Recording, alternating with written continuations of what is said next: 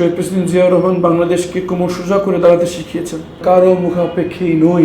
মানুষের আইন ব্যবস্থায় যদি আস্থা থাকে তাহলে মানুষ সভ্য থাকবে, যদি আইনের উপর আস্থা না থাকে তাহলে রাস্তায় মানুষ পিটিয়ে মারবে। আদালতে না, আমাদের সামনে দেন, আমরা বিচার করব। এটা আমাদের আইন অঙ্গনে একজন আইনজীবী হিসেবে আমার জন্য খুব লজ্জাকর একটি। ভৌগোলিকভাবে আমরা খুব কৌশলগত অবস্থানে রয়েছে।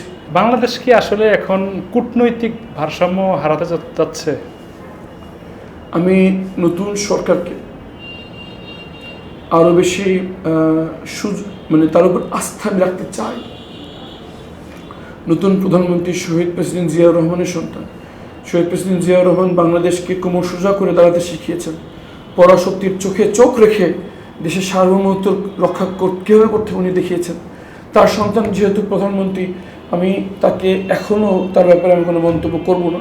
কিন্তু আমি শুধু একটু বলবো, আমরা আয়তনে ছোট হতে পারি, অর্থনৈতিক দিয়ে দুর্বল দেশ হতে পারি, কিন্তু আমি মনে করি যে যদি সঠিক নেতৃত্ব থাকে তাহলে আমরা কারো মুখাপেক্ষী নই, বরঞ্চ অনেক বড় বড় দেশ আমাদের মুখাপেক্ষী। কিন্তু আমি মনে করি যে কোনো বিবাদে না যেয়ে, কোনো সংঘর্ষে না যেয়ে আলাপ আলোচনা এবং ডিপ্লোমেসির মাধ্যমে, কূটনৈতিক পদক্ষেপ গ্রহণের মাধ্যমে উইন উইন একটি সিচুয়েশন যদি আমরা আসতে পারি, সেটাই হচ্ছে গিয়ে সবচাইতে বড় অর্জন হবে। বাংলাদেশের অনেক দুর্বলতা যেমন আছে, বাংলাদেশ অনেক পয়েন্ট অফ স্ট্রেংথ আছে, অনেক শক্তিশালী বিষয় আছে। আমাদের মাটির নিচে অনেক অমূল্য সম্পদ রয়েছে। ভৌগোলিকভাবে আমরা খুব কৌশলগত অবস্থানে রয়েছে। আমাদের বিশাল জনগোষ্ঠী রয়েছে যারা খুবই যোগ্যতা সম্পন্ন এবং কর্মঠ। এগুলোকে যদি আমরা সঠিকভাবে কাজে লাগাতে পারি, আমরা মনে করি যে কোনো পরাশক্তি, যে কোনো বড় দেশ হতে পারে, তার সাথে আমাদের সঠিকভাবে দেশের সাথে রক্ষা করে সম্পর্ক মেনটেন করতে পারাটাই হচ্ছে চ্যালেঞ্জ। এবং আমি বিশ্বাস করি সঠিক নেতৃত্বের মাধ্যমে আমরা সেটা পারবো ইনশাআল্লাহ। আপনি যদি আইনমন্ত্রী হতেন তাহলে প্রথম 100 দিনে আসলে কি পরিবর্তন আনতেন বা কি আইন প্রণয়ন করতেন? সবার আগে আদালতের সংখ্যা বাড়াতাম। আমাদের একটি আদালত যে পরিমাণ মামলা হ্যান্ডেল করতে হয়, বিভিন্ন উন্নত দেশে একটি আদালত সারা বছরের অত মামলা হ্যান্ডেল করে না। আমাদের জনগোষ্ঠী অনুপাতে আদালতের সংখ্যা অনেক কম।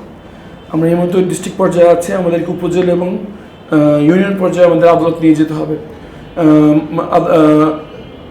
আদালতগুলো খুবই জীর্ণ অবস্থায় রয়েছে।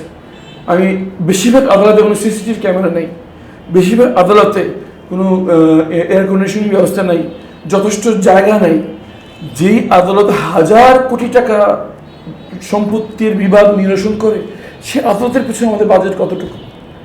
যেই জাজরা 1000 কোটি টাকার বিবাদ নিরসন করে, তাদের সুবিধা কতটুকু দিচ্ছি, তাদের বেতন আমরা কতটুকু দিচ্ছি? উন্নত দেশের সবচেয়ে ওয়েল পেইড হচ্ছে গিয়ে জাজেস। আমরা মনে করি আমাদের জাজরা আন্ডার পেইড, আমাদের আদালতগুলো আন্ডার রিসোর্সড এবং আমাদের আদালত সংখ্যা নিতান্তই কম। এটাকে বাড়াতে হবে।